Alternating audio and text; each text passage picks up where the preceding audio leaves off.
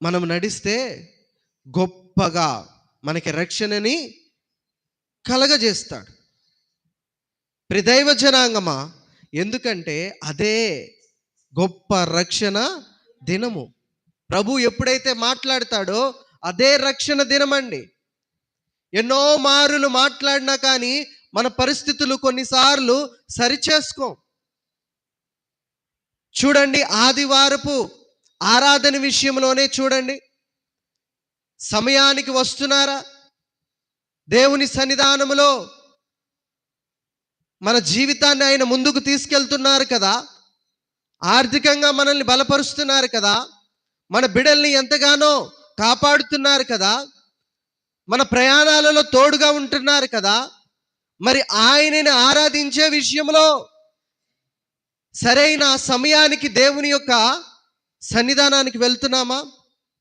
పరిశుద్ధాత్ముడు ఎన్నోసార్లు హెచ్చరించి ఉంటాడు కదా, ఇదిగో ఇదే మిక్కిలి అనుకూలమైన సమయము, ఇదే రక్షణ దినము.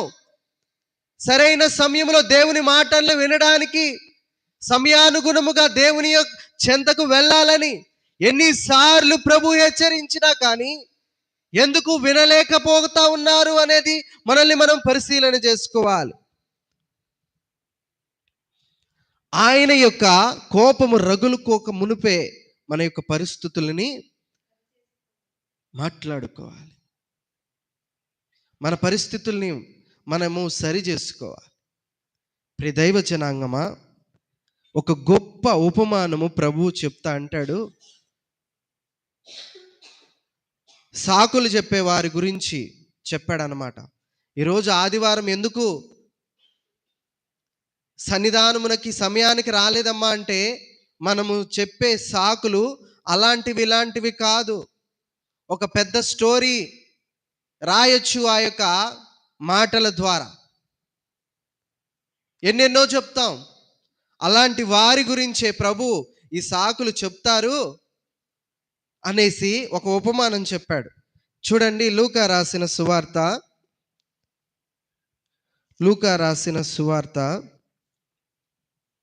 14వ అధ్యాయము 16వ వాక్యం నుంచి చదవండి.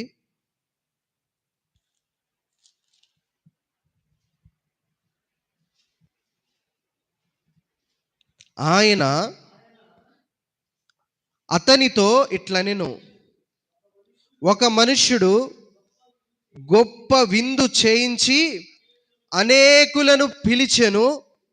విందు కాలమందు అతడు, ఇప్పుడు సిద్ధమై ఉన్నది రండని పిలువబడిన వారితో చెప్పుటకు తన దాసుని పంపెను.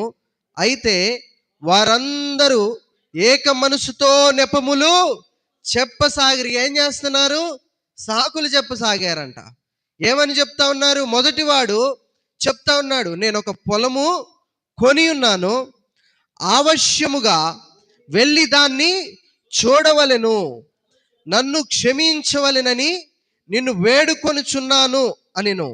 మరి ఒకడు, నేను 5 జతల ఎడ్లను కొని ఉన్నాను, వాటిని పరీక్షింప వెళ్ళుచున్నాను, నన్ను క్షమింపవలెనని వేడుకొనుచున్నాను అనెను.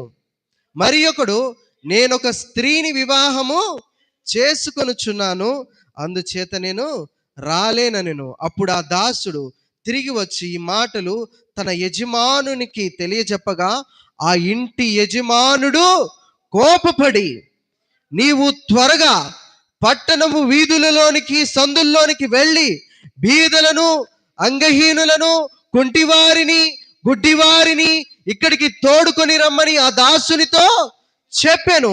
అంతటా ఆ దాసుడు, ప్రభువా, నీవు ఆజ్ఞాపించినట్లు చేసి తిని, కానీ ఇంకను చోటున్నదని చెప్పాను.